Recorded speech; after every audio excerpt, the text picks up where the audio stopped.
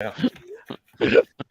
February 22nd, 2023, K&K Sports Show, here with a few of the regulars. Why don't we get started and get the intros out of the way? Let's start with Paul Rosen tonight.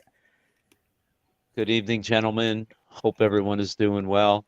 I would be remiss if I wouldn't say at this time my condolences to Kurt, Jen, and their whole family. It's a tragedy when a parent passes. I've been there, so I just want to send out my condolences and sympathies to Kurt and his whole family. Thanks, Paul. And Carson. Yeah, same with Paul. Heart thoughts and prayers go out to Kurt and his family. Love you, Kurt. Thanks again for all the support, dude. Appreciate it. And hopefully you guys can make it through this. I know you guys will. But yeah, like I said, looking forward to be back on stream with you guys. Looking forward to talk some sports, review the Super Bowl. And yeah, let's get ready to rock and roll. So Ryan Scoop, how are you tonight? How y'all doing? Again, as you guys have said, all my love and my prayers go out to the whole Valenti family, especially our brother Kurt. We talk all the time about how, this group has become like a second family, and, what do brothers do when, one of them's in need, the rest of them lift him up. So that's what we're here to do for Kurt. We love you, man. And let's do our thing tonight. Thanks, guys. Kurt will be joining us a little later, and for those who don't know in the audience, they want to say a couple words. Last Monday, Kurt's father, Joseph Valenti, passed away unexpectedly, and that's why we weren't on the show last week. But Joe Valenti, Kurt, Ryan, his mom, Teresa, sisters Ashley, Jody, were all my second family. So Joe treated me like a son growing up, and all the memories I have of him, we can go on for days and months. So he will be missed. Before I do a moment of silence, and Joe, I do want to do something with Kurt doesn't notice. We have a Bronco Mania segment, but going to come up with a name. And when we have the big horse races, Kentucky Derby, and big horse races, one of the things Kurt's dad liked to do was the horse races. I want to name a little segment in Joe's name when we do a horse racing segment going forward. That being said, let's just have a little moment of silence for Joe Valenti.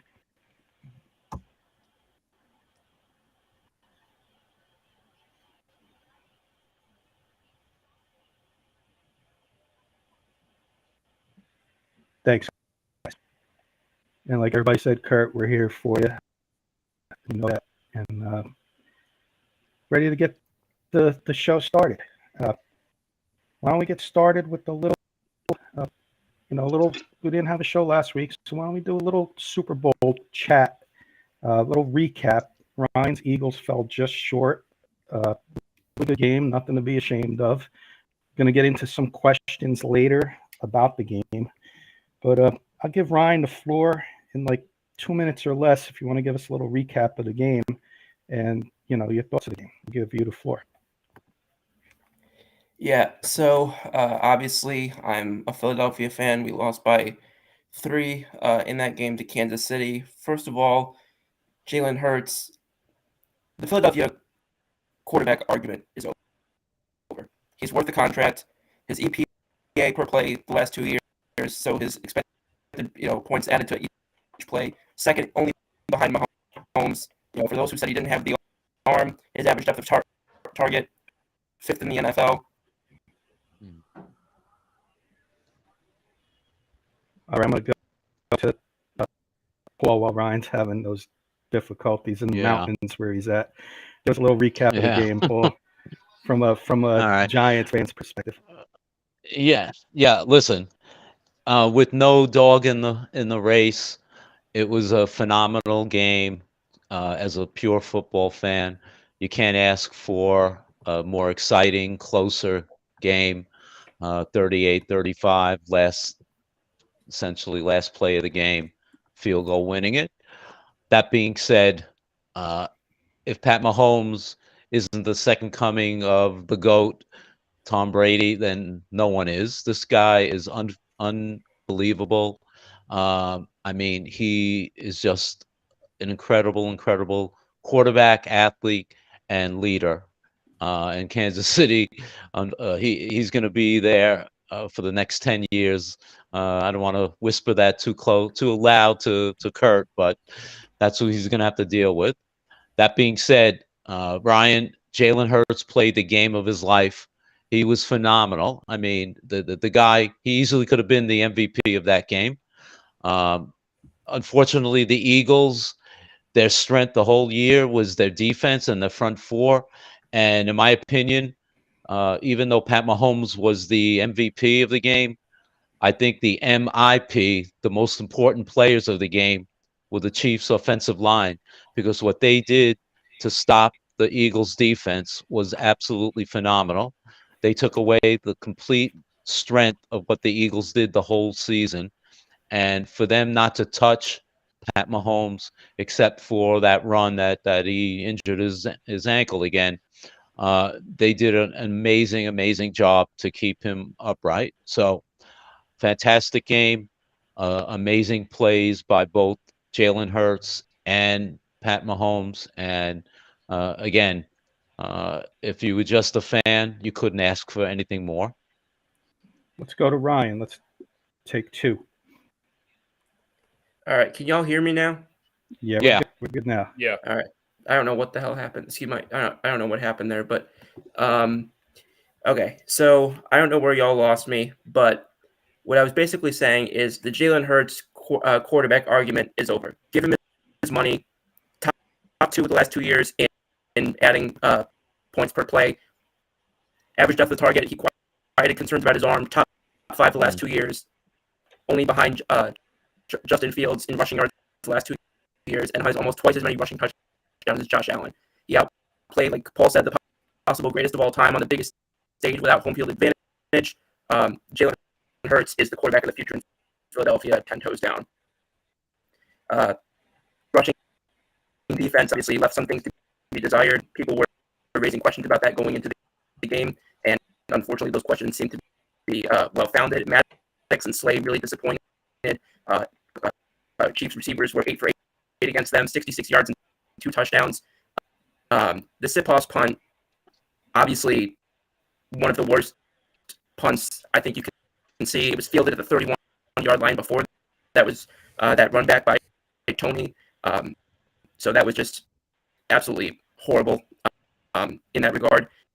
And the 3 biggest plays obviously were the Hurts fumble, that punt that I just mentioned by Sipos, and the call, which I could speak for about 10 minutes just on that, but I think it was summed up well by the one guy from the New York Times Sports, Victor Mather, who says, but the call seemed marginal, and making it at a crucial moment seemed to violate an unwritten rule.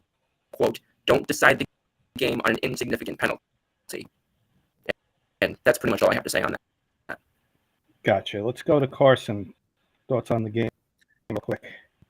Yeah, no, I thought it was a great game all around. I think as a football fan, we got what we wanted until the very end with the last 2 minutes. It was unfortunate that there was an unfortunate flag that kind of got in the way. And I said to my friends who was watching the game, like, this is the game for the Chiefs. If they convert this, so they can just run the clock out. And I thought there was a chance, and then the flag comes in late, and I'm like, oh boy, here we go. But I think you got nothing to hang your head on, Ryan. I think it was a great game overall. I think Jalen Hurts is the real deal.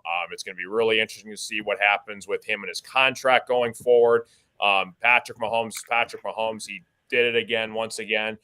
He proves to everybody why he's the best quarterback in the NFL, and I think you'll see many rematches in the near future later to come. But I think it was a great season overall for both teams. It was a good Super Bowl overall. I agree. It was a good Super Bowl. Questionable ending, which I'm going to get to in a minute. But I'll go by how I see it on my screen. I'll ask Paul this. Pat Mahomes, how great was this performance? Where do you rank it among quarterback performances in Super Bowls? I think it was more efficient than memorable. He did what they had to do. When you realize the first half, the Chiefs only had the ball for 9 minutes compared to, I think the Eagles had 21 minutes in the first half. But in the second half, every time they got the ball, they scored. So it was more, I mean, you've seen him play more spectacular games, but when it counted, he made it count in the biggest game necessary. Carson. Say it again. Sorry. Oh, One no, more you're time. fine. Pat Mahomes, where do you rank this performance among quarterbacks in Super Oh Bowl? yeah, for sure. Yeah, I think he stayed calm, cool, and collected. He was down at the half, and he rallied his troops together. And sure enough, they came out swinging right from the get go. Had a couple key plays down the stretch. But yeah, I would say definitely you got to put him in there as minimum top 10 QB of all time in the NFL and in NFL history. Couple of hellos. Jody Moncrief from Denver Roundup saying hello. And Eddie Hey, Murphy Jody. saying, good evening, gentlemen. Bradbury being inducted into the Giants Ring of Honor next season. Ryan, I'm gonna go next on Pat Mahomes, and I'm gonna switch it over. I'm gonna let you answer on Jalen Hurts' question I got. I'm gonna say this Pat Mahomes performance was top 5. And my reason for that is not besides the injury, he ran the ball quite efficiently. And also, when the Eagles stopped Kelsey in the second half, he found Juju Smith-Schuster. He found our guy, Kadarius Toney, for a touchdown there, Paul. But, he was, I think, what did he have, 1 or 2 incompletions in the second half? I mean, Yeah. Came back 10 down. I know I'm going to get into the referees in a minute, but I'm going to put this performance as top 5 of all time that I've seen, and that's a pretty high standard. So I'm going to say top 5. Ryan, I'm going to ask you, Jalen Hurts. Was this the best performance of a losing team? Was this the best performance you've seen from a quarterback from a losing team? 100%, because I don't believe that you can look at the loss and pin it on Jalen Hurts. He had obviously that one bad play earlier in the game, that forced fumble by I'm struggling to remember. Bolton, I think his name is. But yeah, no, I'm glad someone mentioned Kadarius Toney, because I forgot to mention the point that it appears John Mara is still signing his checks. But but no, I would argue that Jalen Hurts, or I'm sorry, that Patrick Mahomes had the second best offensive performance or quarterback performance in this game, because in my opinion, Jalen Hurts 4 touchdowns over his 3, more yards. And it's really unfortunate that I'm sorry, I'm going to say it, that he was robbed of the opportunity to lead a potential comeback drive at the end, which would have gone down in history. That was very disappointing. I would rather see my Super Bowls decided by talent and by players, not by flags. But not everyone feels that way. So, well, I can't disagree with you, Ryan. And you know me, I did not want the Eagles to win, but I did not want the game to end like that. Unfortunately, it did. I'm going to give Carson this question from Jody. And Carson, It's a simple one. It's a short one. Is Pat Mahomes the same without Eric Bieniemy? And for those who don't know, Eric Bieniemy, the Chiefs, to go be the offensive coordinator of the Washington Commanders. So we get to deal with him, Ryan and Paul, for years to come now as the offensive coordinator for the Commanders. So you think Mahomes is the same without him? Yeah, it's tough to say right now because he was part of the 2 Super Bowls with the Chiefs, kind of leading the play calls along the way. I think we'll really see later down the line next year with what Pat Mahomes does with his new offensive coordinator. Again, though, people said that they weren't really going to do well, but that Tyreek Hill left, one of his biggest offensive weapons on that offense, and they were doing just fine. So I think it shouldn't affect him too much because he's Patrick Mahomes. But I think it'll play a part later down the line. Yeah, and of course, you know what? Andy Reid is still the offensive mind there of the Chiefs. If it was a defensive coach, I would say maybe I'd be a little worried, but Andy Reid's the more. It's good to see Kurt Valenti with his first comment of the night, and he's back to Hey, his old Kurt. self. I'm Hey, happy the Kurt. Chiefs won. You know why? We want to be the ones to end this so-called dynasty. Let's go. Oh, We have God. the city run now. Kurt, Kurt's in good to Kurt see you form back tonight. to your old self. Kurt's back to his old self. Good to see. My next question, guys. Let's talk about Andy Reid. Paul, where do you rank him among coaches? People say in Mount Rushmore. Is he on Mount Rushmore, or is he, still below Mount Rushmore? I mean, we're talking Vince Lombardi, Belichick, Yeah. and who else are you putting up? Is he up there? Probably Bill Walsh, Tom Landry in my book. He's creeping up there. I mean, when all is said and done, he's had the most wins in Philadelphia Eagles history. He's going to have the most wins in Kansas City Chief history. He has 2 Super Bowls right now. Who knows how many more he may have? Right now, he'll be elected into the Hall of Fame if he didn't do anything else. So he's getting up there. You're going to probably talk about him as one of the greatest coaches. I mean, I always respected him when he was still the coach of the Eagles. I always felt he was an excellent coach, facing him twice a year for as many years as the Giants did when he coached them. So I'm not saying he's top 5, but he's at least top 10, and he's creeping up on the greats. Let me ask the younger guys. Ryan, are you putting him on Mount Rushmore of head coaches? Yeah, I am.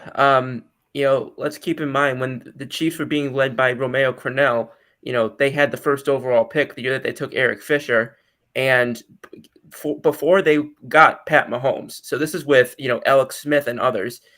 11-5, 9-7, 11-5, 12-4. It's not like they got Pat Mahomes and suddenly went from worst to first. They have not won more games. They did not, in the first 2 years Mahomes was there, win any more games than the most wins they had without him. They won 14 games in 2020 and 2022, but in the very beginning, they had already achieved, 11, 12 wins without Pat Mahomes. And I'm not taking nothing away from Pat Mahomes, but and then what I mean, obviously, as an Eagles fan, what he did in Philadelphia, especially, some of those years where they were dealing with some pretty intense personalities, McNabb, Owens, and such. I don't think that can be discounted as well. It's not just what you do on the field and what the numbers are. It's, how you're managing chaos and ego and all of that off the field. And it's not as if Philadelphia is the easiest place to play in to begin with. If I'm looking at things and I'm looking at how he is offensively, especially as the league has pivoted to offense. And I see, the way that he has sort of been able to dominate in essentially multiple eras of football. He was a great coach in the early 2000s and is still a great coach now. A lot of coaches, the McVay types, they're coming up now, and the Belichick, Tomlin, and Harbaugh types, they are not having the same influence that they once did. Reid was right there in both eras of football, and I don't think that can be understated. He has been a highly productive and highly the results have been there at a key level for about 2 decades now, and with a lot of different quarterbacks. So I'm definitely, if I'm asked, my Mount Rushmore, I don't know who all 4 of them would be, but I do know that Andy Reid's up there. Gotcha. Jody's agreeing with that. Denver will end the dynasty. He's obviously a Broncos Of course fan. he is. Also saying, does any make Mahomes? Carson, before I get to you, return the belt is saying hello, guys. Burnell. How you doing, Hey, Burnell? what's up, Pernell? Amari, how you guys doing? Yep. And Kurt is also saying Reid is good, but nowhere close to Walsh, Parcells, Shanahan, Chuck Noll, Jimmy Johnson, and Keller. Carson, your thoughts? You're a younger guy as well. Mm-hmm. Yeah, no, I'm with Ryan here. I think what he's done the past couple of years when he took the transition from the Eagles head coaching job to the Chiefs has been pretty remarkable. Now he's got one of the best quarterbacks of all time leading the way, but he's the guy calling the shots and the head of the operation. So I'm with Ryan here, and I think you got to put him on your Mount Rushmore of head coaches in the NFL. If I may take 10 seconds just to jump off that real quick, do we know that Pat Mahomes goes from number 10 pick at Texas Tech to one of the greatest quarterbacks of all time without Andy Reid there. That's a good point. That's tough. I guess I'm older. I don't know. I've seen, like Kurt said, I've seen Parcells, Shanahan, Jimmy Johnson, Cowher. So I don't know if I could put him up there yet. But a couple more years, a couple more Super Bowls, he might be there. So we'll see. He's on the outside looking in for me, but he ain't there yet. A couple more quick ones. Let's get to the referees. And my question on the referees, I'll start with Paul. Is there anything we can do to change the way the games are reffed? And my idea was the last 2 minutes of the game, everything should be sent over, not just challenges, but penalties as well should be looked at by in New York or wherever they have their headquarters, and an outside officiating crew look at that and say, yeah, this flag should be picked up. It's too important of a time now, and go from there. Not saying they would have done that, but I think penalties should be looked at in the last 2 minutes of the game.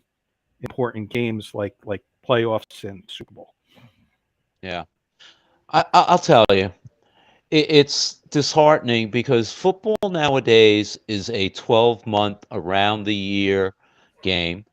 Even when the game ends, we're talking free agency, we're talking draft, we're talking player movement. The only aspect of the NFL is that referees are part-time in football. How can that be? I think referees somehow have to be hired on a year-round basis, full-time, and I'm not sure what they would do between the end of the Super Bowl and the beginning of preseason, but something has to be done in order to maximize the way games are being refereed and called. It shouldn't come down to a bad call here and there. It seems like every game in the league somehow, some way is decided by a referee's call, and it's just frustrating. Whether you're on a team that gets the call, or you're on the team that's complaining about the call that wasn't made for your team. And you know what? This has been going around and around now for years, and the NFL can come up with a million different ideas, but they still can't solve this question. And as a fan, it's very frustrating. As a fan, it's very frustrating, Paul. And we do a show called Wits and Wagers, and yeah, I hate to say it, but I truly think sometimes referees are influenced by what the point spreads are in these games. Yeah. And if I could just got a game that's 75 one way and 25 the other way. Yeah. Do you really want the 75% of the public to win, or do you want the 25% of the public to win? And it's sad to say that, but right. And as betting has become a much more public forum now compared to what it used to be, it's out there. Everybody is aware of it, so it makes it even more glaring. Yep. Good friend Stephen Walden saying hello, and he's saying that's players too. Everyone should be held accountable. Carson, thoughts on the referees? Anything you would change going forward? Yeah, obviously, the only thing I had a problem with was, you could make your case if it was holding, if it wasn't holding. It's just unfortunate that flag had to happen at that particular moment in the game with the biggest play in the game in that current time. I think the refs did a decent job overall. I think something definitely has to be fixed for sure, whether they, get paid more to go for full time year round, or something else needs to be placed where there's more replay reviews. I think it's kind of ridiculous how you can't review and challenge certain plays, especially on penalties. If we can review it on certain catches and scoring plays, I think you should be able to challenge whether or not the ref made the right call on the field or not. So I think that definitely needs to be looking into for sure. Yeah, and Joey's saying he wishes you can use your challenges on penalties, and Bradbury said he held. Ryan, I'll finish talking the referees with your thoughts on it. Drinking coffee right before this was not a good idea. But no, I'm sorry. Yeah, he may have pinched a jersey or touched to the back of his jersey. There was no way. If you watch that, and I know it's not part of the text of the actual definition of the thing of the holding rule, there was no way he was getting to that ball in the back of the end zone from where he was in that was going to be an incomplete pass either way. So if he catches or if he doesn't touch him, it's an incomplete pass. If he touches him, it's an incomplete pass. You want to decide a Super Bowl on an insignificant, completely has no bearing on the outcome of the. If it's a pass interference play and it's something that the guy would have caught it and he was like up there and like grabbing him like up by the head or something like that, then you got to call that all day long and twice on Sunday. There was no reason for them to suddenly get so by the book and make that call and essentially decide a Super Bowl with a minute left to go, as opposed to going, pardon me, as opposed to just letting it go incomplete, then finish the drive. And if Jalen Hurts can't complete a game-winning drive, so be it. Kansas City wins. They got Pat Mahomes up there, Travis Kelce. They had a heck of a run. But how in God's name are you going up there and you're going to let a damn Super Bowl be just decided with a minute left to go? You're going to have everybody tuning out. Isn't the NFL?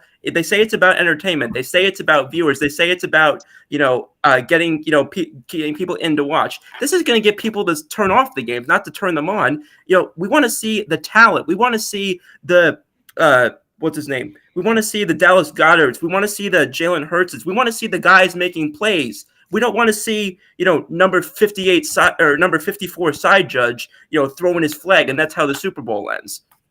I don't get it. I agree with the guy who said the unwritten rules and don't let insignificant penalties decide games. I assume especially Super Bowls. Yes, I know that James Bradbury admitted that he technically by the book it was a hold, and I respect that for him. Coming out, and I respect Travis Kelce as well, saying that Jalen Hurts could have potentially still won the MVP even with the loss, but that was infuriating. It was funny. We did a segment on the Super Bowl show right beforehand, and I was asked what my worst Super Bowl memory was. Little did I know it was coming 4 days later, because that was about as upset as I've been at a sports game, except for maybe against the ALCS against Houston. But no, that was, in my opinion, completely unnecessary. And I think contextually, these things have to be looked at as well. I think that the refs have to look at things in context as well. I know that there's a clear by the book, this is the definition. It either is or it isn't, which is interesting that they have that for holding, but still can't figure out what a catch is. But in that circumstance, I just don't see how you look at it in the flow of the game and think that that's the right decision. You had even people rooting for the Chiefs and people in objective NFL media saying that was a botched way to handle the end of a Super Bowl. And I think that the NFL screwed not just the Eagles, but NFL fans and, the NFL culture in general out of a much better ending to the Super Bowl. Whether Philly wins or not, there's a lot better ways to end that Super Bowl than with an arbitrary flag, to say the least. Our good friend Keith Brugman with a heck of a compliment here, guys. Hey, it's the best all-around sports podcast. Check out our good friend Brugman, Jody. Thank you, Keith. Denver Bronco Roundup, the best Bronco podcast around on Tuesday nights, 8:30 Eastern time. Great NFL talk show. You will not be disappointed with what those guys do each and every week. Have fun listening to them guys. Couple more comments. Steven saying, did Mahomes take something at halftime? Basically, that's the word. But cortisone shot, Steve, you're feeling good. It numbs everything up. That's probably what they gave him, a little cortisone shot. Keith saying, this good statement. Every big game should be like the final seconds of a 90s NBA Game 7. Let them play. 1,000% agree with you, Mr. Brugman. And Steve, the NFL's investigating Mahomes. Yeah, we'll see what goes on there. I don't know what can be done now, weeks after the Super Bowl, but we'll see. All right, guys, we're a few minutes behind, so why don't we move on to Paul? He's got a couple little short ones for us. Let him explain what he's got for us in the next few minutes. Okay. So I have two quick segments in a all too soon or all too early favorites to go to next year's Super Bowl. So um, give me one team from the AFC and one team from the NFC. And I'll go the way I see it on the screen. I'll go Carson, Ryan, and then Kenny. So Carson, Mhm. give me a too early favorite that you think will go into next year's Super Bowl from each league. Wow. Okay. I'm going to go in the NFC with the 49ers. And I'm going to go 49ers and Eagles again next year. Two favorites for the NFC. So kind of a rematch of the NFC Championship again. And then the AFC, I'm going to go with the Bengals and I'm going to go Bengals and Bills. I think it's going to be a rematch again. Okay. Ryan? NFC, I agree with Carson. I got to go with San Francisco. And frankly, I was rooting for them until half the players started whining about the fact that they, the way that Philly won won the NFC Championship. And Philadelphia would be my other team on the NFC side. AFC, I keep wanting to believe it's going to be the Bills, but they keep just finding new ways to impress me with not being able to get in. So I'll go with Cincinnati, and the other side on the AFC, I'll take. I'll just go Kansas City, just because as long as you've got Andy Reid and Pat Mahomes, you're not really out of anything. So I'll go Niners, Eagles, Chiefs, Bengals. Okay. Kenny? What are we doing? Championships you want, Paul? Is that how you want Yeah. Yeah. Uh-huh. NFC Championship game, I'm going to be like everybody else. I'm going to say the Eagles. But I'm going to go against the 49ers here, guys. I don't know what their quarterback situation is going to be. Are they going to go Trey Lance or are they going to go Brock Purdy? So I'm going to go bold and make somebody very happy on this panel, and it's not Ryan because I already said the Eagles. I'm going to say the Detroit Lions get to the championship game next year. That'd be great. I'm hope high so. on this team. This team has got some offense building, and they got in a weak conference as opposed to the AFC. Watch out for these Lions next year. Yeah. There you go. I can't say the Giants. I can't say the Giants because I don't know No. what's going on with them. So Right. I was going to say the 49ers, but I just read about Brock Purdy.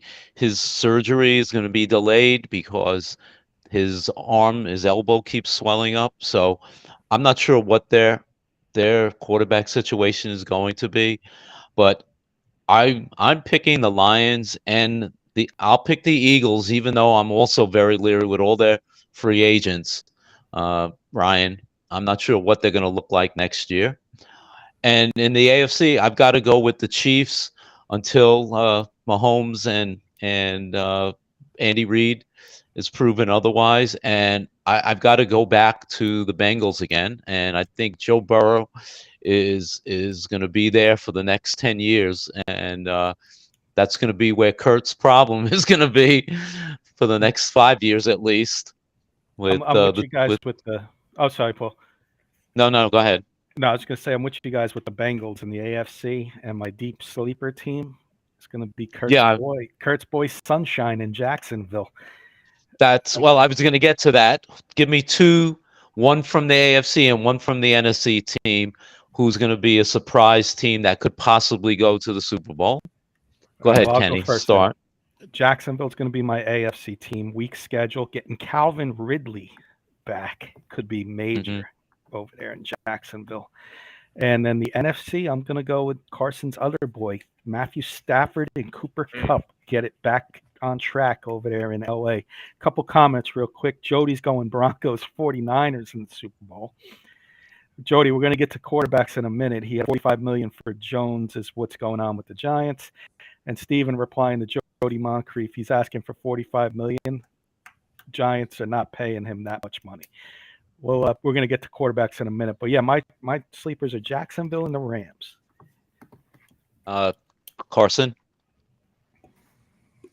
In the AFC sleepers, I'm Yeah, I'm going to go with Kenny. I'm going to say the Browns. I think Deshaun Watson has a big year with the Browns. And then I would go with Jacksonville, again, with Trevor Lawrence. Jackson, they were in the same AFC. Oh, Got an AFC and NFC sleeper. Yeah. Oh, NFC sleeper team. Boy. Yeah, I'll go with my Lions. Why not? Yeah. Keith's course. got Commanders and Ravens as his sleepers. Ryan? Yeah, AFC, I got to go with Jacksonville as well. You know, they got Coach Peterson over there. Obviously, he's a Super Bowl winner. Trevor Lawrence. The point was made about Calvin Ridley. I think that's just a smart bet at this point. NFC, I'm also going Detroit. Y'all know how much I love Dan Campbell. Y'all know I love their front office exec John Dorsey. They've got a couple of coaches I like.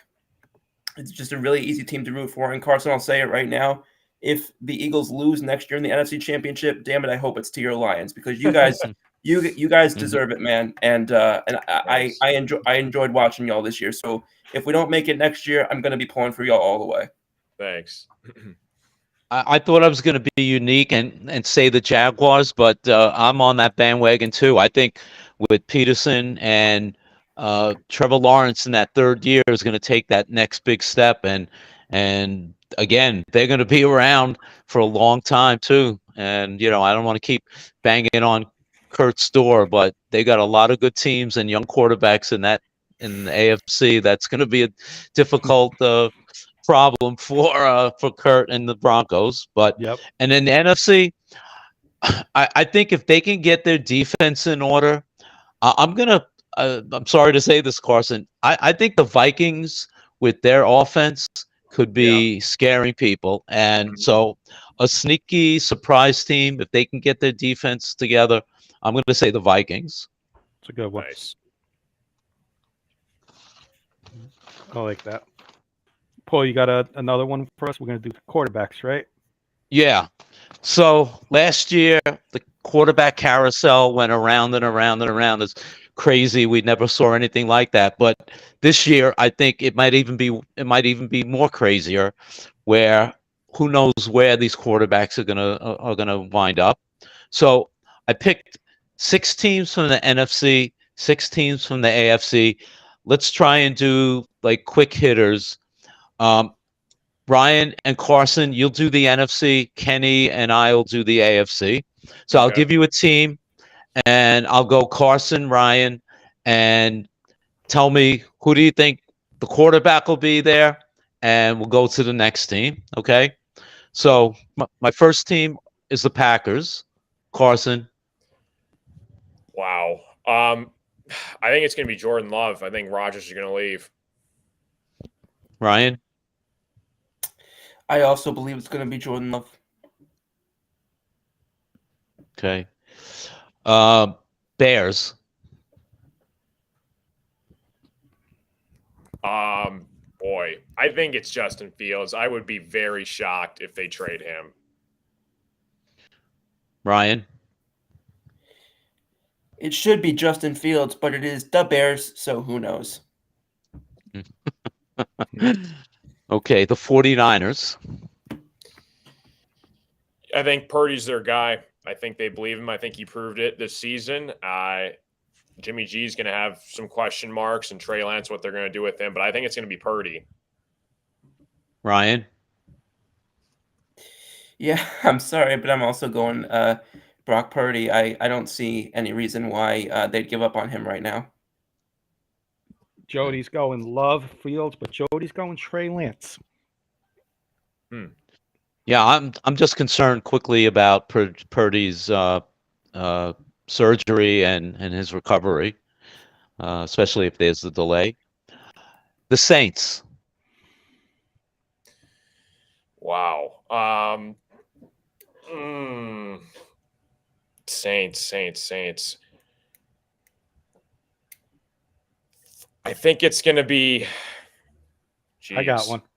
I I think it's going to be Dalton, but I mean, I could see them picking up a quarterback in free agency, maybe the draft this year. I think it's Dalton for now, though. Okay. Ryan? I think it's going to be a reunion of the first head coach he had, or the first coach he had in the NFL. I'm going to say Derek Carr to the New Orleans Saints. Jody stole Yeah. mine. Oh, he didn't steal mine. Jody and I are on the same page. Jameis Winston. Don't forget about him. He's still Yeah. over there. Yeah. I had him on my list. The Tampa Bay Buccaneers. Wow. I think whoever their backup is, the kid from Florida, right? Kyle Yeah. Trask. Kyle Trask. Yeah, I think they go with him. Ryan? Zach Wilson. I'm gonna throw one out there. They hired, after they got rid of Byron Leftwich, the offensive coordinator Dave Casales, who was the offensive coordinator in Seattle. And I'll just throw it out there. Perhaps maybe Gino might be willing to come down to Tampa. I We'll weirdly see. like that. I weirdly like that. Yeah. My last NFC, the Panthers. Panthers. Wow.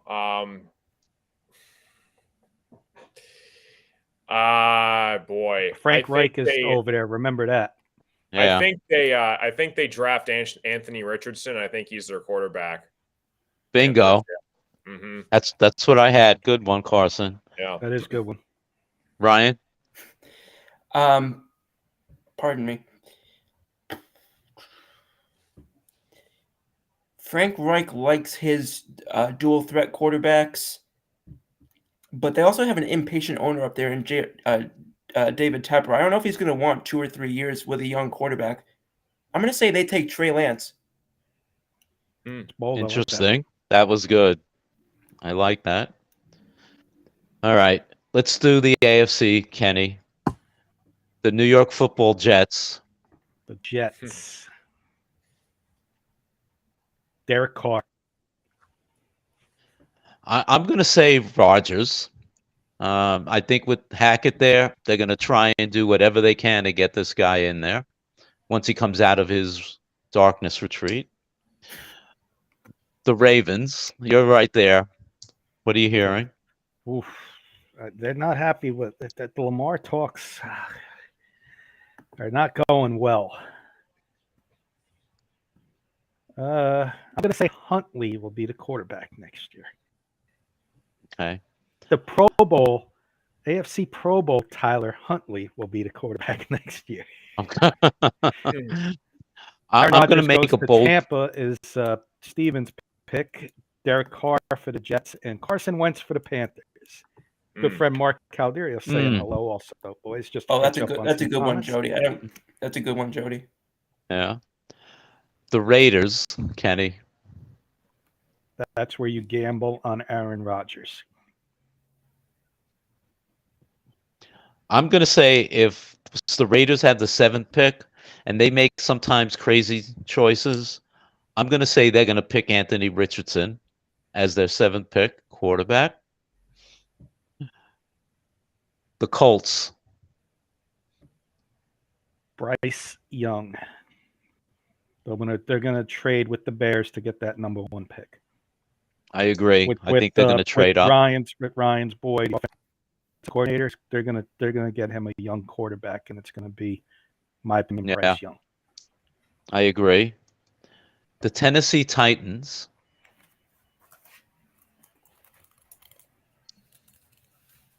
Do we have how many more AFC ones we got? 2 more. Okay. Tennessee Titans are gonna. Boy, oh boy. I'm gonna say stick with Tannehill. I think they're going to let him go, and I think they're going to bring in Malik Willis and see what he can do. And I think go with him. I think Jody's going CJ on Colts and Tannehill for Titans just to catch up. Okay. And the Texans. Texans is going to be my pick for CJ Stroud. I agree. And the last team I'm going to save for the last is the New York Football Giants. And this is for everybody. So let's go to Carson, Ryan, and then the two Giant fans. What do you think, Carson? What team is this for? My New York Football Giants. Yeah, you guys are going to pay Jones. Yep, you'll be happy with Daniel Jones, but I don't know if you'll be happy if it's 45 million or above. Yeah. Ryan, yeah. I hope y'all pay Daniel Jones. I'd love to see you guys pay him some big money. That'd be nice to see. But in terms of who as a non-Eagles fan I actually think for them, I've been beating this drum for months. You guys got to get Lamar Jackson, baby. Kenny.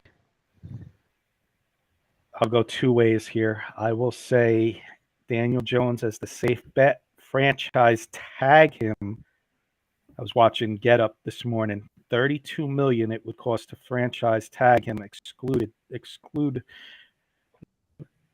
tag would allow any team to pick him up, and it would cost 2 first-round draft picks. Right. I go that route for $32 million.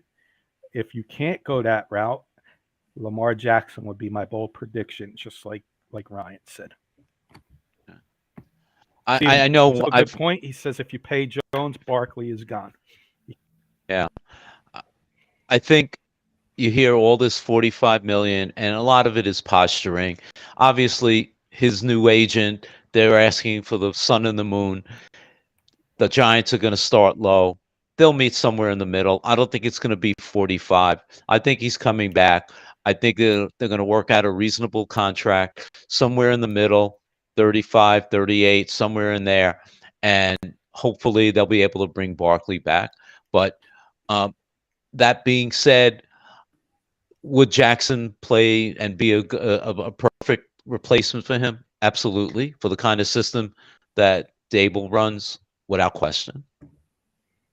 All right, that's it. I got a quarterback Nice. for you guys. Nobody mentioned this name, so let's throw this a little bonus. I know who you're going to say. Since Paul knows what I'm going to say, I'm going to go to Paul first. Where will Jimmy Garoppolo be playing next year? Oh, okay. That wasn't who I was thinking. Me neither. I was thinking of another guy that you like. We'll get to that next then. As crazy as this sounds, I think he's going to be with the 49ers only because they don't know what they have in either Trey Lance, and they're not sure when Brock Purdy's going to come back and how healthy is he going to be.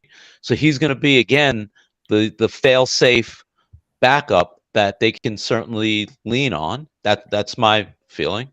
Jody's going Raiders. Carson, any predictions on Jimmy G? Boy, Jimmy G. Maybe the Jets. Maybe they might take a swing on him. See if they can strike gold with him. Maybe get him on a cheaper contract if they can't get like Rodgers or somebody bigger. So maybe the Jets. Ryan.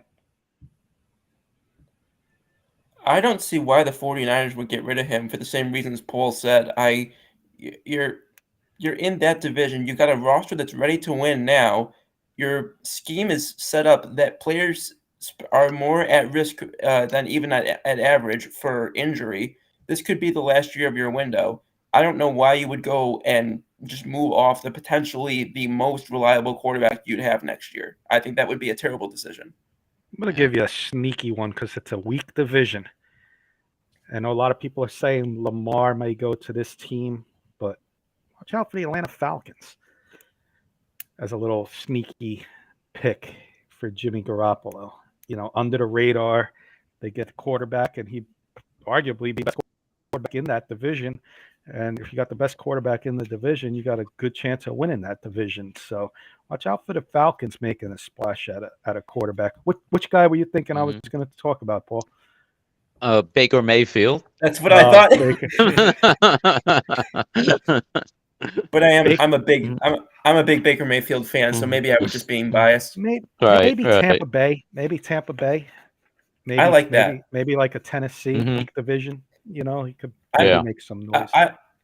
I was going to put him with the Saints because I know that they looked at him a lot before the draft, and a lot of that same front office and coaching staff is still there. Nice. All right. Okay. Kurt will be joining us soon. Why don't we get into some college basketball? I know we haven't been doing our homework on it too much, but I got a couple quick hitter questions for you guys. I think you guys should be able to answer. And our top five, if you got them off the top of your head, I'll give you my top five. My top five is going to be Houston number 1, Kansas number 2. Head coach is the best in the game right now, Bill Self. Houston's got Kevin Sampson. UCLA, explosive and experienced with Tiger Campbell and Jaquez running the show there. Jenny Hoops is Virginia is going to crack my top 4. Tony Bennett in defense. And number 5, I think the best player in college basketball, the center, Edey, with the worst coach in basketball, Painter, put him at number 5. They should be number 1. Carson, you got a top 5? Yeah, I think I'm with you, Kenny. I think Houston's the best team in the country right now. They're just explosive on both sides of the ball. I think Alabama's right there too. I think Brandon Miller, potential future Piston. So we'll see how that ends up. I think he's a stud. And I would go Kansas number 3. So I think the top 3's are set. And then I would go Purdue 4 over UCLA. And I would put Jenny Hoops' Cavaliers at 5. So I would go Houston, Bama, Kansas, Purdue, Virginia. The line of the year out of the woodwork, Eddie Siciliano. Does anyone on here know sports? Oh, shit. Stop, sis. Let's go. Oh, boy. I'm going to bring him in because he's coming in perfect with the college basketball with him. What's up, Kurt? All right. Hey. What's going on, boys? How are you? All right. How are you?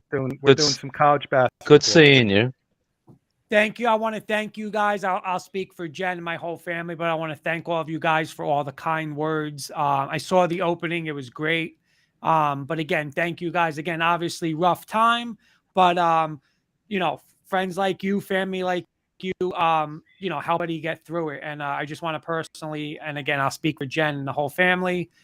Thank each individually of you guys for all the kind words. So, but I will say this, I'm fired up tonight. I got to talk a little Super Bowl, Kenny. I'll tell you that. I heard you guys talking that. All right. Why don't we do this, Kurt? We'll give you a chance to talk Super Bowl. We just started college basketball, and when we do Bronco Mania, we'll give you a couple minutes to talk Super Bowl as well. All right, good. You like that? Sis says he whatever loves you us want. all. Love you guys and everybody. We love you too, sis. Yes, this is the best. So, Kurt, I did my top. We're just getting into top 5 college basketball. So I gave mine. Carson just gave his. And why don't we do yours? And then I'll go Paul Ryan. That's how I see it on my screen. All right. Well, I'm telling you right now, and I hope Jen's not listening, but just, I went tonight. Kenny and I, Ryan, my brother and I and Jen, we set up something nice that we're going to do for my dad. Kenny, obviously you're going to be involved in that, but we take, I go and put a little bet in, and I take UVA, and I mean, already they're down to Boston College. Nope. I'm taking them right out. They're done. I will never touch them again. Absolutely not. I'm going to go Houston 1. I am going to go Alabama 2. I'm going to go UCLA 3. Kansas 4. I'll go. I'm going to put Purdue, which I don't trust them at all. And then I'm going to go Baylor. Yeah, Alabama should be in the top 5, but what's going on over there, I took them out. Yeah, that's crazy, man. That's crazy. Yep. Paul, you got a top 5? I didn't have a top 5, but I had a top 4. But like you guys, mostly chalk. I'll just read them right off. UCLA, Kansas, Houston, and Purdue. And can I give you, are we going to talk about some surprises, the dark horses? I got a couple quick hitters that. Oh, okay. Okay. So I won't say anything? Yeah, I'm going to go to Ryan, and then I got a question from Jody I'm going to give to you, Paul. So, Ryan, Okay. Top 5?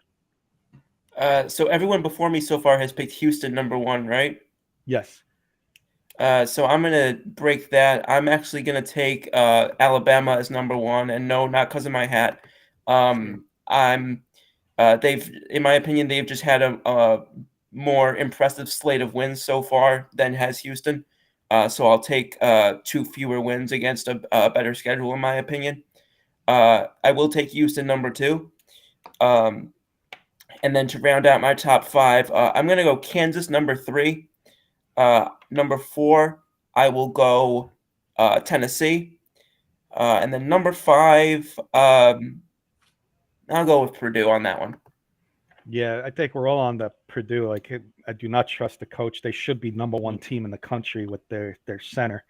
You know what, Paul? I'm going to change it up. I'm going to give this question to Kurt so you can listen, because Jody's a Notre Dame fan as well, so I don't want a biased opinion. So let's give Kurt this question. Where does Mike Bray rank, Kurt, as an all-time coach? She's a Notre Dame fan, Jody. You know what? I've always liked Mike Bray. I mean, especially come tournament time, like they did have some nice ACC runs. He's also had, I think, a bunch of NCAA tournament runs, maybe Sweet 16s, and definitely getting into the second. I don't know about any Elite Eights, but I like him. I mean, listen, he's better than the coach at St. John's. I'll tell you that. So I would take Mike Bray. I'm not going to put him with an all-time coaches, but I think he's a pretty damn good tournament coach. I would trust him. I know Carson's going to either disagree or laugh, but I'm taking Mike Bray over Matt Painter in a big game. I'll tell you that.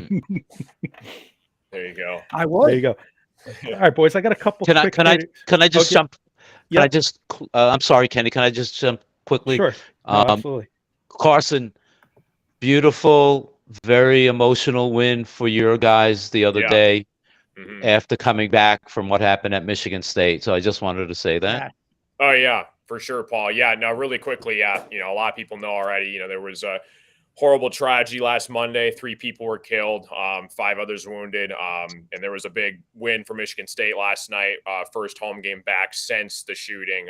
And we took care of Indiana. So, Spartan strong. It's been crazy. I had, a couple classes at Berkey Hall, and everybody knows what the Union is, the head of the campus. So, very scary situation, but my thoughts and prayers to all the families. And it's been a really interesting, rough week. So, very proud to be a Spartan, and it's crazy. Something's got to change. Something's got to happen. And it's just unfortunate, but a big win last night for sure. Prayers from that PA scratcher guy, Carson, just so you know. Yeah, it's on PA. Thanks, dude. Thanks, PA. Carson, let me ask you, I'll do a quick hitter question for you. The Big Ten or the ACC? Who's the bigger disappointment as a whole? You got Purdue and Virginia 4 and 5, but after that, it's a pretty big drop off. Yeah, for now, I'm gonna say the Big Ten isn't what the Big Ten used to be, and it's unfortunate because the last time a team won it all in March Madness was Michigan State 23 years ago. So. Purdue, I think, has a good chance at the title this year with their team overall and Zach Edey, who could potentially be National Player of the Year. But I would say, I'd say the Big Ten as of right now, long term. Like Kurt has a good point. Like Matt Painter and Big Ten coaches, they can find a way to do it in the regular season. But in terms of March Madness later on the line, it's been rough. So I would say ACC has been doing better than the Big Ten long term. PA saying hello back, Carson. And I'm going to give you this question from Jody. Carson, is Duke getting in? I got this question in a little bit later as a possible multiple choice here, but their record's 20-8, Carson. I don't know what their conference record is, but are they going to get in? Yeah, they should get in. I think the Duke Blue Devils, they've got a decent strength of schedule this year. Obviously, it's been interesting not having Coach K lead the way, but I think 20-8 is a very respectable record for the Blue Devils, and I think they should be probably in the range of an 8 or a 9 seed in March Madness, so they should make it. Kurt, I got a quick hitter for you, because you and I, me, and back in the day, I'm high on Gonzaga certain years, I'm low on Gonzaga certain years. Gonzaga, in my opinion, Kurt, they're flying under the radar a little bit this year. Does this make them a dangerous tournament team come tournament time? Yeah, I think I think that you nailed it. The past couple of years, they've had a lot of pressure on them, especially 2 years ago, going in undefeated, trying to be the first undefeated team since that UNLV team. So yeah, I mean, I don't think a lot of people listen. We're all naming teams. None of us really name them, right? So I do think that makes them dangerous. But Kenny, I'm telling you, I watched St. Mary's, and they got this kid. He's a freshman, Aiden Mahaney, maybe, but he's a freshman guard. And this St. Mary's team they're going to be very dangerous coming out of that set. If you want to, I believe this weekend is the matchup. Saturday night is the rematch. St. Mary's Gonzaga. Watch that game. Watch the St. Mary's team. They're going to be dangerous too. But yeah, I think they're dangerous. Well, you segued right into one of my future questions here, so I'll go the order I see on the screen. Start with you, Kurt. Biggest surprise. I got a couple listed, and you can go elsewhere. St. Mary's at 24-5. Who's the biggest surprise in college basketball so far this year? Marquette, ranked number 10 at 21-6. Northwestern, ranked 17, I believe, at 20-7, or it could be someone else. I'm going to say Marquette just because, I don't think they were, you had UConn, right? You had Villanova bringing people back. You had Creighton, which I absolutely love, coming back. And Marquette, I believe, is in first place in that conference. And I'm going to give them all the credit. All three of those teams. And St. Mary's, I don't know if St. Mary's is more of a surprise. I think Marquette's more of a surprise. I think St. Mary's is the better team, but I'm going to go Marquette. Jody saying Colorado State, I believe. I think they got beat pretty bad last week by San Diego State, but we'll allow that still. Paul, you got a surprise out of these three or somebody else? I'm going to go with someone that you like, Kenny. I'm going to go with your Miami Hurricanes. Yeah. They can be a surprise. They got that coach has been there before with some teams, so we can make a run in this tournament for sure. Yeah. I like that. Ryan, you got a surprise? College basketball, these three or somebody else? Can you please repeat the three teams? Your audio kind of glitched. I got St. Mary's 24-5 fighting with Gonzaga. We got Marquette in the Big East 21-6, ranked number 10. Northwestern at 17 at 20-7, or it could be anyone else. Yeah, of those, I would probably say St. Mary's. I think the other teams were at least in discussion for top 25 earlier or early in the season, and I don't remember seeing St. Mary's on a lot of those lists. So I'll go with them for this one. Carson, who's surprising you the most out of these teams or an et cetera?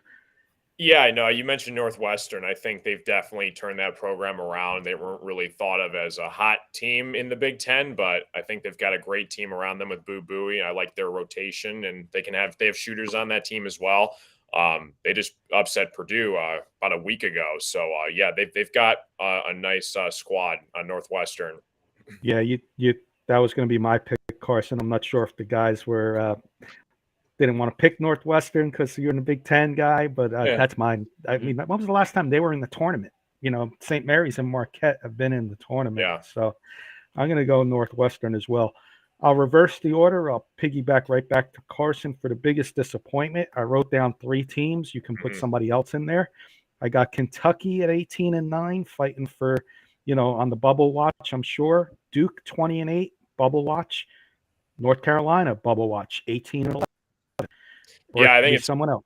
I think it's got to be North Carolina, a team that went to the national championship last year, and they might not even make the tournament. They're projected one of the first four teams out, so I got to go with the Tar Heels. Ryan,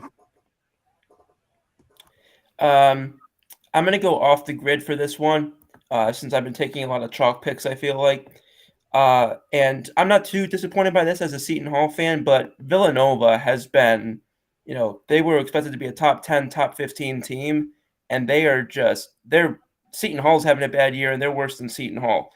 And I just, it's so sad to see. That's a good pick. I didn't think of writing them down. Paul. I work with a kid from Kentucky, University of Kentucky fan, and he is just so annoyed at the way Kentucky has been playing this year. He says to me, I don't think they're going to even get into the tournament. He's fed up with Calipari. He hates the way that they play on defense.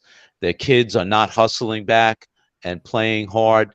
And so I'm going to say Kentucky. Kurt. I mean, I agree with Carson. You had this team came in number 1 in the country after a great run last year. Everybody's back, right? I mean, they didn't lose everybody. They're all coming back and yada yada, and they're gonna do this and they're gonna do that. And I'm gonna be honest, like how we're talking about Duke, but if North Carolina gets in, unless they like get to the end, ACC final, how are they going to get in? I mean, they have 0 wins versus quad 1 teams. They're like 0-8. Like they have no good victories. Like how are they? Why? Because of last year's team? And you know what? I think my question for you, Kenny, here's my quick hitter for you. Hubert Davis. I mean, was last year a miracle run, or is this guy? Has this guy failed his team as a coach? Like, how can you be number 1 coming into the country with everybody coming back, and you might not make the tournament? Yeah, last year, Curdy, they were what, an 8 seed, and they made that miracle run, 8 or 9 seed, and they were fighting to get in last year. So I think it could have been a miracle run with this team. And maybe teams are coached different ways. Maybe they think, we're going to get into the tournament. We were the number 1 team, and now they're struggling. Now they're going to play a lot of meaningful games in the next few days to see if they're going to even get in, because they're going to have to make a run to get in my opinion. Right. Biggest guy, Kurt, from Jody, why has Georgetown been so bad with Patrick Ewing as head coach? You know what? I don't know, but I was talking with Jen about this a couple of weeks ago. Like, how hard is it? Like, it's great. I think like when your best alumni, your best alumnus comes back, and it's like whether it was Chris Mullen with St. John's and now Ewing with Georgetown, but like, how do you fire that guy? But he's right. I mean, they're bad, man. They are like, I watched tonight St. John's. They'll beat St. John's, but they're bad. And I don't know, is it like Ewing still stuck on the old days where he wants to play like the big center? And I don't know. But the question, how do you fire Patrick Ewing? He's Georgetown. He probably has a statue there. You're going to fire him? I might be able to answer. I might be able to answer. The NBA has changed these days, right? And that also goes for college basketball. When Georgetown was good, what did they always have, Kurt? Patrick Ewing, center. Alonzo Mutombo, center. Yes, they had Allen Iverson.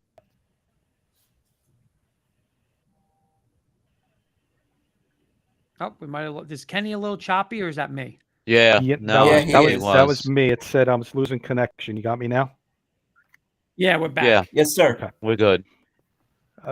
Just saying they had bigs, Kurt. That's what I was getting to. Does anybody have anything else for college basketball? Chat, get a warm up heading into March Madness in a couple weeks. All right, why don't we move into another topic, and let's get into some hoops. I think Ron's got some NBA trade deadline chat for us. That is correct. So yeah, obviously, as everybody knows, at least if you follow professional basketball, the NBA trade deadline happened recently. There were several interesting moves that happened. I'll ask some questions on a couple of them and the aftermath of those. And as we always do, I'll go in the order I see it. I'll go with Kurt, are you going to be answering on this segment? Yeah, I'll answer. Sure. Okay. So I'll start with Kurt. I'll go to Paul. I'll go to Kenny, and then I'll go to Corson.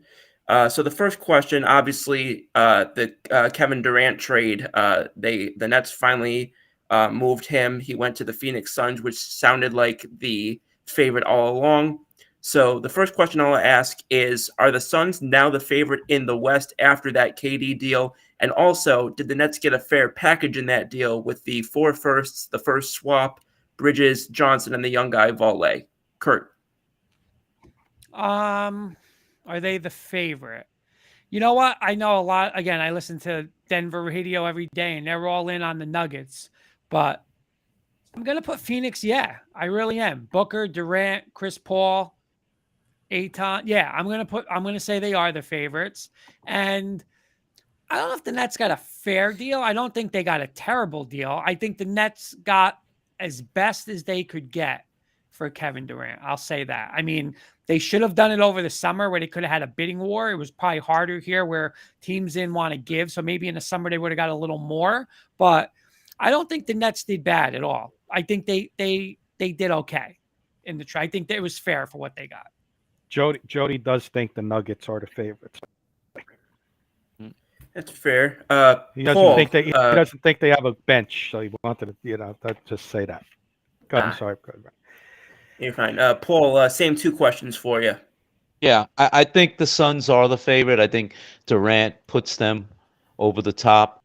And given the situation that he wanted out, he wasn't going to stay around. He was forcing the Nets' hand. Did they get a fair compensation? I guess the only thing I could say is, given the situation, they got what they could get. Could they have, like you said, could have gotten more in the summer, perhaps, but with the way everything played out, with not just him but with Irving, they got, I guess, as good as they could at this point. Mr. Kirkpatrick. Agree with what Kurt and Paul said about the compensation coming back. I mean, the situation you're in, I think they got to, with the deal that they can get back for him. What that's going to turn out, we'll see in the future. But on paper, I'm going to say the Suns are the favorite. But I will tell you this much: I like 3 teams more than the Suns in the playoffs, and I'll just say that much because I got some NBA questions later. But there's 3 teams I like better than the Suns going into the playoffs. Looking forward to hearing that one. And Clausen. Yeah, it's going to be interesting. I think they're definitely in the conversation as the title favorites right now. We've seen this time and time again where if you put too much superstar talent around each other, it just doesn't work out. And I feel like it's going to be a similar situation with what happened with the Brooklyn Nets. I mean, you had James Harden, Kyrie, and KD, and they couldn't do it. So I don't know. I feel like it's going to cluster and burn right in their face. I think maybe they get to the Western Conference Finals, but I feel like a team like the Nuggets or even a sleeper team like the Grizzlies could overtake them in the West. So I think they're the favorites, but I don't think they're going to win this year. I think something's going to happen where the chemistry is not going to be well together. I see. Yeah, it's, as someone, as you guys know, who used to follow the Brooklyn Nets, I agree. I think it was the best package that they could get. I think that as a couple of y'all said, they probably could have gotten a better package in the summer, but who could have foreseen that Kyrie himself. Next question. Are you guys surprised at all that the Warriors gave up on James Wiseman just 2 years after he went number 2 and was thought to be a serious contender for the top pick in 2020? Kurt, I'll start with you again. A little bit, but I think that the Warriors, I think, are looking at it as they have like 2 or 3 years left, and not big picture of just who's going to help them win this year, next year, and possibly the year after. So I'm going to say they moved them for someone who I think can help them a little more this year. And so I'm going to say I'm not surprised that they did it, because I just think that they're an all-in team and it's championship or nothing. So I'm going to say no, I'm not surprised. Gotcha. Paul. Yeah, I can't question anything that Golden State does. With the pedigree that they have, if they're going to make a decision like that, I think you can't second guess them. That's very fair. Kenny, what's your take on the matter? Pretty much, again, like, it's the Warriors. Are you going to question anything they do with the, like you said, the pedigree, Paul? Curry, Thompson. I'm not. I'm just going to, make mine short and sweet. Agree exactly what Kurt and Paul said. To be honest with you, not much to add. Okay, and Carson, do you have the same opinion as these guys, or are you going off the board as the Piston fan here? Yeah, no, it's interesting. Yeah, we picked up James Wiseman in the three-way trade with Sadiq Bey as well with the Hawks. And yeah, I feel like he's got some promise and potential. I mean, he had a bunch of injuries throughout his couple years in the NBA.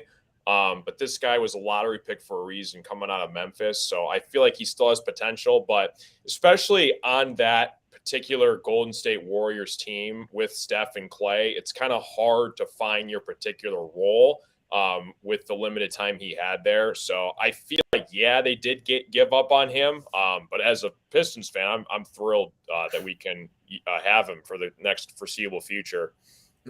Fair enough. Kenny, I got 2 questions left. Do I have enough time for both, or should I just choose Yeah, one? no, yeah, we could do them. Jody's just this, and no teams move on fast like Nuggets did with Bones. So yeah, we get to them, Ryan. That's fine. Okay. Which potential chemistry question mark, I guess you would say, do you think has a better chance of working out? The Dallas Mavericks with Kyrie Irving or the LA Clippers with Russell Westbrook? Kurt. Ooh, let me ask you something. Is Kyrie Irving accepting that this is Luka Doncic's team or no? Because that is he going to play the Jalen Brunson role? I mean, then I'm going to say Dallas, but I don't trust him. I mean, I saw the first game they were back. It was like the ball never went back to Doncic. He's taking the shot. So I'm going to, you know what? I'm going to say Westbrook with the Clippers. I'm going to go Westbrook with the Clippers. Better chemistry there. All right. Paul, I'll move it over to you next. Yeah, I'm going to say Westbrook. You know my feeling on Irving, and Yeah, it sorry, doesn't change. And I mean, I think he's just Westbrook. We'll keep it short and sweet. Yeah. Kenny, you have a addition? Yeah, if we're talking about just this year, I'm unfortunately and reluctantly going to say Kyrie Irving because I think, you know, he looks like a different person right now. But, you know, I know that's how we all feel about Kyrie Irving, but I'm going to say he has better chemistry than Russell Westbrook, who hasn't had chemistry with the last 3 teams he played for. So I'm going to say Kyrie Irving out of default. Right. And Carson, what's your stance on this? Yeah, I think Westbrook's going to have better chemistry with the Clippers. You know, I don't really know how that's going to work out with Kyrie and Luka because they're so ball dominant and they want the ball in their hands to close out the game. So it'll be interesting to see what happens. But I think Westbrook, he's been kind of been pushed around. People forget, you know, this guy is a former MVP, and I think he's going to find his role on the Clippers with a really good front court in Paul George and Kawhi Leonard. So I think he'll have better chemistry on the Clippers with Westbrook. Yeah. I've said my piece on Kyrie before. I think it's going to be Westbrook. That's all I have to say on that. My last question, another sort of either or question. What reunion do you think is going to be more interesting to follow down the stretch? D-Russ to the Lakers or Dinwiddie to the Brooklyn Nets? Kurt, if you can separate the Knicks part of you for a second. You know what? No, I'm going to go Russell with the D'Angelo Russell with the Lakers. You know, I mean, you know, Dinwiddie, I think he's going to be who he is. You know, he'll take a lot of shots over there, but I think D'Angelo Russell can help that Laker team. You know, I think they have a legit chance. Listen, I might badmouth the Lakers and LeBron, but I still wouldn't want to play that team with a D'Angelo Russell, and now they got the Utah, the kid Vanderbilt, Beasley, obviously LeBron and AD in a playoff game. I wouldn't want to play them. So I'm going to take D'Angelo Russell with the Lakers. For some reason, the order shifted on me, so I'll go Carson next. Yeah, I'm going to go with Dinwiddie with the Nets, only because who they have on that roster. I feel like the Lakers are still kind of heavily dominant with LeBron and AD, so it'll be interesting to see what D'Angelo Russell does and how he meshes with that team. But I feel like Dinwiddie kind of got his stock value really high when my Pistons traded him to the Nets years ago, and that's where he kind of took off in popularity and elevated his game. So I feel like you're going to see a bigger rise out of Dinwiddie than D'Angelo Russell. Carson, Jody got a question. Maybe you can answer this one best to your knowledge. He's not a huge basketball guy, but why are draft picks given away like candy in the NBA? Because you need superstars in the NBA, and the only way to get superstars is you either have to have a lot of money to pay one, or you need to be a big time free agent destination, or you got to hit and hope that whoever you draft in the NBA becomes your franchise player. So draft picks are huge because a lot of teams they need them, and they are very, very valuable in the NBA because there's only 32 teams. There's only 5 starting guys per team, and you need to have a superstar to have any chance at an NBA title. Nice. Okay, Ryan, we're back to you. Okay, sorry, I wasn't sure if we were going. Okay, so Paul, going back to Russell versus Dinwiddie on that. Yeah, I'm going to say Dinwiddie. He was the key guy that the Nets wanted back. He was very good the first time he was here. That's what they wanted him back, and I'm going to say it's going to be Dinwiddie over Russell. Kenny. It's very close and can go either way, but I'm going to say Russell because of the playoff implications. Russell with LeBron and Davis and those pieces, like Kurt said, could be a very dangerous team come playoffs. So it could be a nice little reunion there in LA. And all due respect, I don't think the Brooklyn's going to go very far in the playoffs. So I'm going to take Lakers with D'Angelo Russell, bigger reunion. Yeah, I'll put in mine real quick here, but Dinwiddie, I saw him when he was first with Brooklyn, and that was the team that I, fell in love with as a basketball fan was Dinwiddie, my guy Jared Allen, Karis LeVert. That's what, in my opinion, basketball was supposed to be is, the we over me type of game that they got away from as soon as they went all in on those 3 stars. And I hope that it starts to come back because he was an integral part of that. I'm glad that they have Mikal Bridges in there who actually plays basketball and doesn't, load manage every 2 minutes. I'm looking forward to, even though I no longer follow Brooklyn, I'm looking forward to seeing how this works out because I do like Dinwiddie as a player and as a person. Kenny, can I ask Ryan a quick question for 1 second? Yeah. Real quick question, Ryan. I know you said you don't follow Brooklyn, but go back to your Brooklyn ties on this question. Yeah. If you were still a Brooklyn fan, we're going to act like you're still a Brooklyn fan. Yeah. You basically, like you said, you built the young team. You had the young coach. You had the quote unquote, no stars, hard workers. Yes. Then you did it. You flipped everything for the 2 stars. They wanted to go there. So right now it looks like you're going back to trying to get back to what you guys were. Right. But just say, I don't know, I'm going to throw Trae Young and, give me somebody. Karl Anthony Towns says, we want to come to Brooklyn. Mm-hmm. Do you blow it up again for guys like that? Or are you saying, screw that, no more, I'm building a team? I've already heard stuff coming out of Atlanta that says Trae Young to me is a little bit of a personality risk. So if it's Trae Young specifically, I'm already saying no on that because I don't. But I mean, 2 stars. I meant 2 stars coming in, but you're basically gonna lose. You're blowing up what you have. Who are the last few teams that blew it up to go in for a bunch of stars?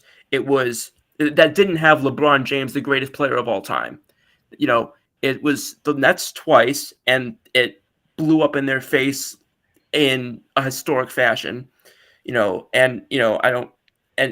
I just don't see the last couple teams that have gotten the bounty of picks back and given up the aging stars have been the ones that have really benefited, not the teams that have gotten the aging stars. So if I'm Brooklyn, I'm riding this thing out. I'm seeing who I can get with those picks, and I'm developing what I thought I had back in 2018, 2019 before, I basically turned my, the control of my franchise over to, as I said, as I've called them since I stopped being a fan of Brooklyn, the fake, the flake, and the snake. There you go. Kurt, why don't we do this, guys? Let's save Can't our. take. Go ahead, Paul. I was going to say, let's save our NBA East Yeah. West questions for next week. Give us something to Okay. talk about because we're running out of time. Kurt wanted to mention something about the Super Bowl, and I want to end the show with quick Bronco Mania with him, and then we'll do our closing thoughts. But go ahead, Paul. You had something you wanted to. Just wanted to mention. Ryan just mentions a we versus me. That reminded me. I believe it's Saturday, but the New York Knickerbockers are celebrating their 50th anniversary of their second championship, which is crazy we're to going. sound. Well, Jen and Are Jen, you? for Valentine's Day, Jen got me tickets for that game. Fantastic. So, yeah, we're pumped up. Nice. We're pumped Yeah. up. We'll post some Where is that? pictures. Where is that? The Smithsonian? Yeah, well, you talk about we versus me. Yeah. There Though you go. that was basketball Yeah. when basketball was a team game. But Yeah. I don't want to get on my soapbox anyway. But yeah, Paul, But Ryan, myself. That's great. Let's save our East West questions for next week. It'll give us a nice little NBA portion of the show if we save those questions for next week. And Kurt, you had a couple things you want to mention on the Super Bowl, and then we'll do a quick Bronco Mania with you to wrap it up. Yeah, I'll be quick, because I heard Ryan talking in the beginning, and you know what? I can't agree with him more. I mean, I know you might say I'm an AFC guy. I sour grapes with the Chiefs and stuff like that. And don't get me wrong, I'm not going to say, flat out that the refs single-handedly cost the Eagles because look, and I give Jalen Hurts 1,000 credit times 1,000. Pay this guy because that performance in that game, he's the franchise guy. But again, like they did turn that ball over. They don't turn that ball over before halftime and give basically KC 7 points. I mean, I think Philly runs away with that game. I really, truly do. So, hey, they made Hurts had a fumble. Kansas City made a play. So I'm not going to say 100%, they got 100% screwed. But I will just say this. You do not make that. Now, I'll say it this way. Was that holding? Yeah. But every play is holding. I mean, I've watched plays when Devontae Smith and all those catches, whether Devontae Smith made the catch and Goddard, those guys are all over him. There's holding every play, right? Like, yeah, that's listen, if you want to call that, I have no problem. But then call it in the first quarter, call it in the second quarter, call that all game. If you call that all game, you would have 20 defensive holding penalties. That's the part that bothers me. My part is, and the next thing with the officials, it's 3rd and 9.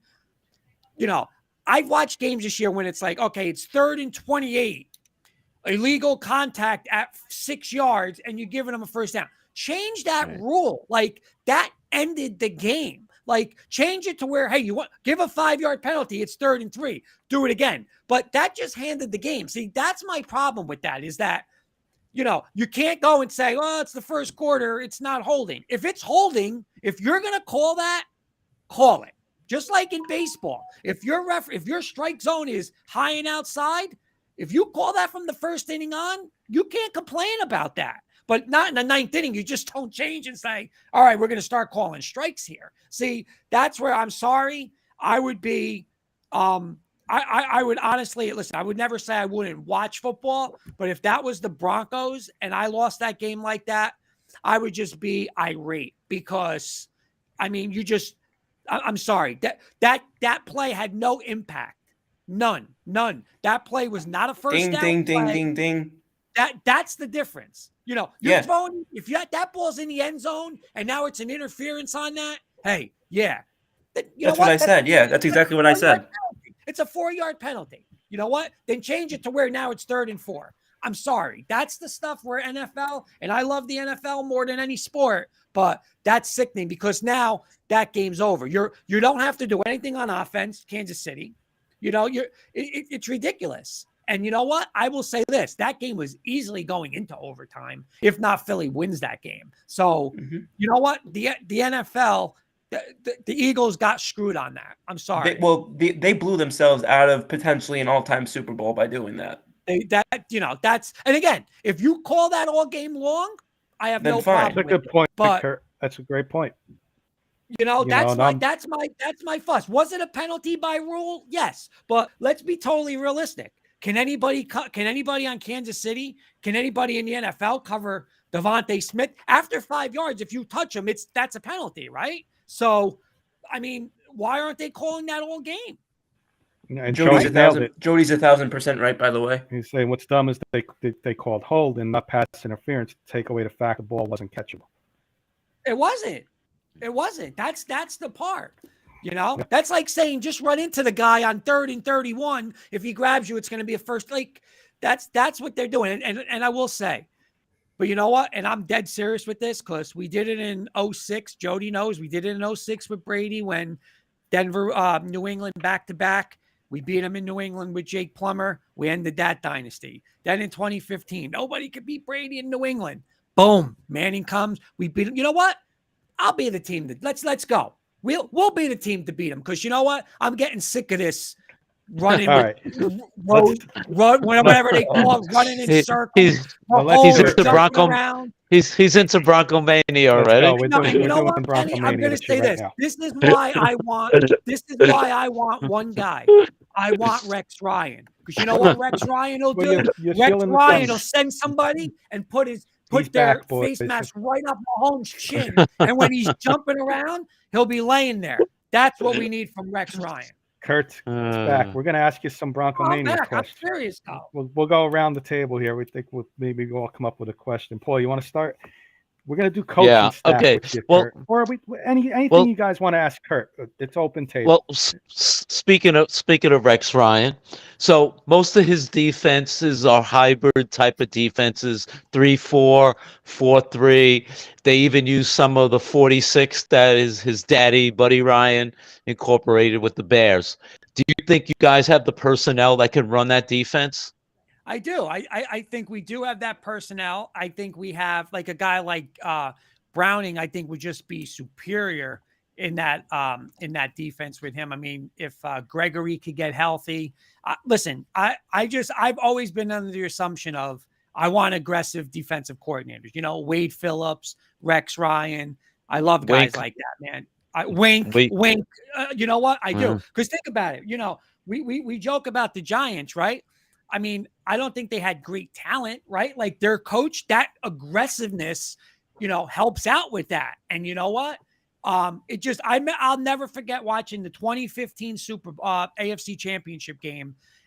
And I'm not joking. You go back. I want to say Wade Phillips and that Denver defense hit Brady like 21 times in that game. And you know what? For as great as Brady is, you ain't just going to sit there saying, I'm going to get hit 25 times today. You're not going to do it. I don't care how tough you are. So, you know what? And that's what this Mahomes guy is going to start needing. He really does because running around and all these gyrations, he needs a guy like Rex Ryan that's going to, that's going to get him. So I do. I think we would fit perfect with Rex. All right, Kurt, I'm going to go by the order I see it on this screen. So, Ryan, you're up next. Okay. So, Kurt, obviously, which we've been agreeing a lot recently, that's new. But obviously, you and I are in lockstep on this. I want my boy Rex Ryan coming into your team. I think he got screwed a few years ago. I've been rooting for him to get a new job ever since. If, for some reason, they don't get Rex Ryan as DC, who of the guys they've interviewed would be your second choice? I'm going to be, listen, I really don't want Vance Joseph. I don't. I mean, I understand the experience thing. Today they interviewed Matt Patricia. So Carson, when you ask me a question, I'm going to come back with you because they interviewed him today. So I'm not big on the Vance Joseph, like I didn't like him when he was with Miami. Arizona this year, like it went down, down, down. So I'm not really a big fan with that. I mean, I don't know. Richards, maybe. I mean, I know he worked under him. I'm going to be honest. Desai. What about that? That's Sean Desai. Desai's the guy I want in Philadelphia. You know what? Desai would be my second choice behind Rex, honestly. I was asking you that because that's who I want in Philadelphia. Well, if one of us gets Vance Joseph, whoever doesn't get him should be throwing the party. I'll go to Carson, and then I got a question too, Kurt. So we'll go in that order. So I'll go to Carson for his question. Yeah, Kurt. Any position of needing or upgrade that you guys could go after in free agency? Do you have any guys on your list that you would want to go after, or just a position in in general? What do you think, if anything's going to happen in free agency? You know what, Carson? We got to fix that O line, man. It was atrocious last year, and so I'm gonna go O line. There's a couple things we do need. Like I know, like I don't know, running back. I would like a running back. I know Kenny was big on a running back, especially with Javonte Williams situation. But if we fix this O-line for Russ, I just think he's going to have an absolutely bounce back season. I really, truly do. I think he's just going to shut people up, and I'm going to go O-line. Carson, now real quick, what about you? Matt Patricia as a DC for Denver. Would you like it or no? Stay the hell away from him. Yeah, Is he offense? Is he defense? He don't know what he wants to coach. Right, exactly. Yeah, the smartest man in the room up in New England had to do that. Yeah, that's a little shocking. Two quick ones for you. First, you in 30 seconds or less, your thoughts on Mike Westhoff as assistant head coach. Oh, I love it, man. I mean, listen, special teams should improve, right? Yeah. Listen, I saw him when I was coaching high school football. I want to say he was in Cresco High School. He did a coaching clinic, and he was unbelievable, like an unbelievable speaker. But I want to say too, I want to say he's like a 2 or 3 time cancer survivor. So he is, right. Listen, yes. I love him. I like him, man. And you know what? That's why I like him, and I would love him with Rex. And you know what? Getting back to Rex, listen, beat Brady in New England in a playoff game, beat Peyton and Indy in a playoff game, beat Rivers in San Diego in a play. Guy's got like 4 road playoff victories, Rex Ryan. I mean, listen, Mark Sanchez is your quarterback. I mean, not many people have done that as a playoff. So last question of the night for Bronco Mania. Minimum expectations where you would be happy record-wise for Sean Payton's first year. 11 wins. You want 11, so anything under that's going to be disappointing. I mean, 10-7 in a playoff. I was going to say 10-7, even 9. I would take. I would even take playoffs. 9 in the Nobody's nailing it. No, playoffs. It's got to be playoffs. Okay, because I don't think you're going to overtake KC in the first year. You might need 2 years to get to them. So playoffs. Okay, I like that. Fair enough. And a win in the playoffs, or just make the playoffs. Win in the playoffs. I think you have to have at least one win. At least one win. Have to have at least one win. By the way, Giant fans, I saw this today before I got on the show on my Twitter. No. And you know what? I applaud it. New York Giants have done extensive work on. I saw this. Herndon Hooker. You know what? Daniel Jones. Yeah. Bye. Give me Hendon Hooker. See ya. There it is. In a heartbeat. The only thing I can say about that, of course, he's coming off the ACL injury, but that's fine.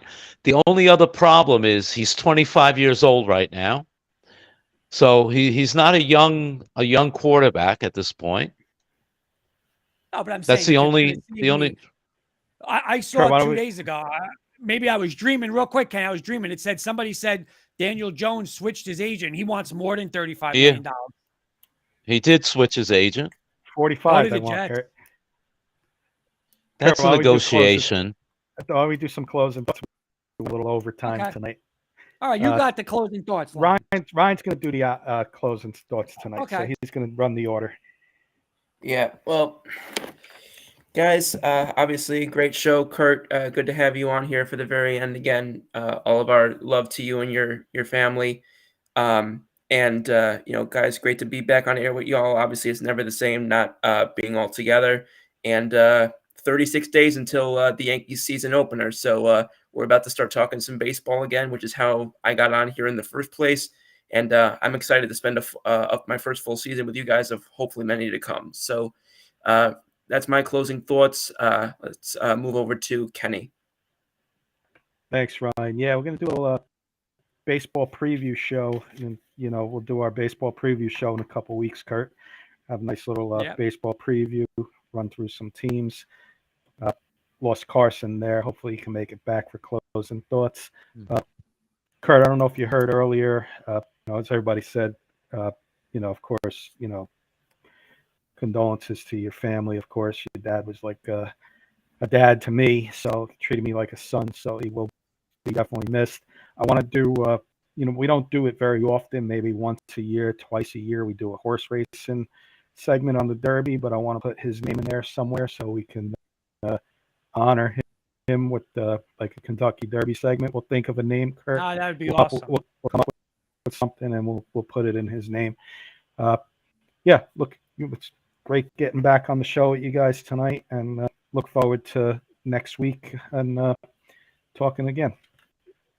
Thanks. All right. Thanks, Kenny. And Paul, I see you next. Kurt, we love you, brother. We, again, our condolences to you and the Valente family. We appreciate you so much. And great show, guys. Wonderful to be back again, and look forward to future shows. All right. For some reason, the order just flipped on me, so I'll go to Carson. Yeah, same as always. Kurt, love you, bro. Thoughts and prayers to you and your family. And yeah, great show tonight, guys. Looking forward to next week. And yeah, enjoy the rest of your night, everyone.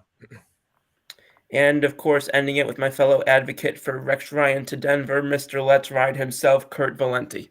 Well, I don't know if I can say Lex Ride. Sean Payton said he was done with that. So if Sean's done with it, I'm taking it off my wall. I'm dead serious. That's Sean said, no more Let's Ride. We won't Let's Ride. But in all seriousness, I want to thank you guys again. Never easy, rough, week, 2 weeks. And again, you guys are family. So again, from myself, Jen, my whole family, I want to thank you. We all want to thank you guys for obviously all the nice words you said on the show via text messages, reaching out to me. So obviously, and of course, Kenny, you always were family, and it's why, getting you down here for April 1st, getting down to the Meadowlands and stuff like Yeah, that. why don't you just tell everybody what that is real quick, Kurt? Why don't you tell everybody what they're doing? Yeah, we're gonna do. We actually went. Jen and my brother Ryan. We went today. They like the Meadowlands does something. There's a restaurant, Pink, where they do like it's like buffet style. It's nice. You oversee the track. So what they also do is like they you can dedicate a race. So we're gonna dedicate a race for my father. It'll be like the Joseph Valenti Memorial Race. We'll be able to, it'll be in the book on the screen. Say it's the 8th race or whatever race it is. Then we go down, we watch the race at the winner's circle. We'll take a photo with the winning horse and stuff like that. So it'll be pretty nice. And we're getting Kenny to come down. So that'll be awesome. So when are you doing that, Kurt? We're doing that April 1st. April 1st, and it's and his favorite thing, Kenny, was like the track. He got us into the track. He loved going to the track. So he got, me and Kenny were taking us when we were in high school and stuff like that. So it was something he's always loved. So it'd be fitting to do like a nice little tribute. We're getting a bunch of people to come. So it'll be, something definitely to look forward to. But again, thank you guys for like everything you guys said and done. And it's very, like, honestly, we all, of course, love all that stuff you guys said. Thanks, Kurt. That being said, and it's great to be back talking sports. So let's go. Yep. Ryan, if you want to sign us off. Yeah. Again, thanks, guys, and looking forward to having everyone back next week. And have a wonderful rest of your week, everybody, and enjoy any sports that you'll be watching the rest of the way. Have a good night, everyone. All right. Have a good night.